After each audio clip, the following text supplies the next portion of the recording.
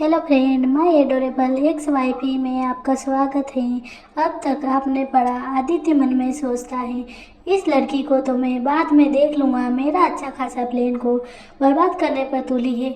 अब आगे आदित्य निकिता को बोलता है, अगर तुमने इसके लिए मना किया तो मैं यह डील कैंसिल कर दूंगा। उसकी बात सुनकर निकिता गुस्से से उसे घूरने लगती है और दांत पीसते हुए बोलती है, अब ऐसे कैसे कोई डील कैंसिल करने की बात कर सकते हैं?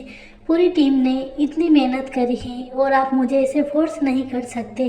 की बात सुनकर आदित्य टेढ़ा मुस्कुराते हुए बोलता है कि मैं क्या कर सकता हूँ और क्या नहीं, यह बात तुमसे अच्छा भला और कौन जानता होगा। उसकी बात सुनकर निकिता उसे खा जाने वाली नज़रों से घूरने लगती है। इस डील से उसकी कंपनी को कोई खास नुकसान नहीं होने वाला था, लेकिन वह ऐसा कुछ नहीं करना चाहती थी जिसकी वजह से सब लोगों को ऐसा लगे कि उसकी वजह से कंपनी लॉस में जा रही है, क्योंकि सबकी नज़र में वह एक नॉर्मल एम्प्लॉय थी। वह अपने हाथों की मुट्ठी बनाकर बोलती है, लेकिन मुझे ऐसा नहीं लगता कि इसके लिए मेरे बॉस मानेंगे, इसलिए आई एम सॉरी, मैं यह नहीं कर सकती। निकिता ने यह इसलिए कहा था क्योंकि वह जानती थी डायरेक्टर से उससे पूछे बिना इतना बड़ा फैसला नहीं लेंगे, लेकिन उसकी सारी खुशी आदित्य के आगे की बात सुनकर खत्म हो जाती है। Aditya, don't worry miss Nikita, मैं मिस्टर सिंह से पहले से ही बात कर ली है और उन्होंने कहा है कि उन्हें इससे कोई प्रॉब्लम नहीं है, इसलिए तय रहा कि आप इस इवेंट की मेन मॉडल होगी और मिस शिवानी आपको ट्रेनिंग देगी, और तब तक आप मिस आशी और विपिन यही काम करेंगे। उसकी बात सुनकर निकिता गुस्से से उसे देखने लगती है।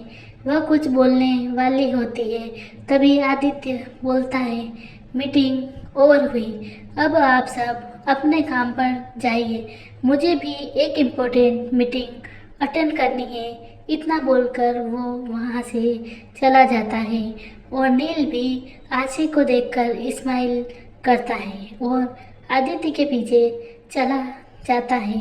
मिस शिवानी भी उनके साथ ही चली जाती है। वहीं निकिता गुस्से से अपने पैर पटक कर अपने केबिन में जाती है। आशी और विपिन एक दूसरे को देखकर अपना कंधा उचका देते हैं और वह भी अपने केबिन में चले जाते हैं। उनके जाने के बाद रोजी पास में पड़ी हुई चेयर को गुस्से से जमीन पर फेंक देती है और चिल्लाते हुए बोलती है, नील की हिम्मत कैसे हुई आशी को देखकर स्माइल करने की? उसे यह सिर्फ मेरे लिए करना चाहिए। मैं इस आशी को छोड़ूंगी नहीं, मैं उसे जान से मार दूंगी। नील सिर्फ और सिर्फ मेरा है और उसे मुझसे कोई नहीं छीन सकता।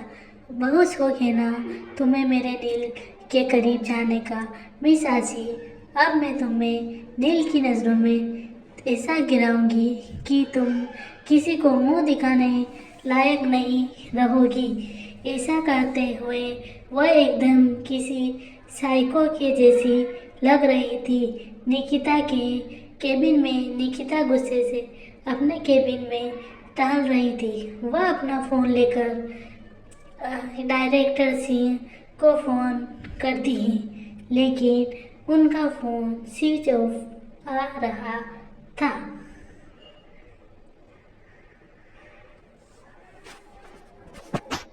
आगे की स्टोरी जानने के लिए सुनते रहिए मेरी कहानी माय एडोरेबल एक्स वाईफी। धन्यवाद।